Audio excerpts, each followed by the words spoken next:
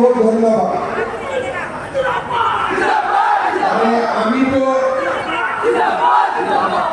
তো তোমার সঙ্গে আছে, এখন তোমরা বিজয় বালাকারের সঙ্গে থাকবে, ঠিক আছে?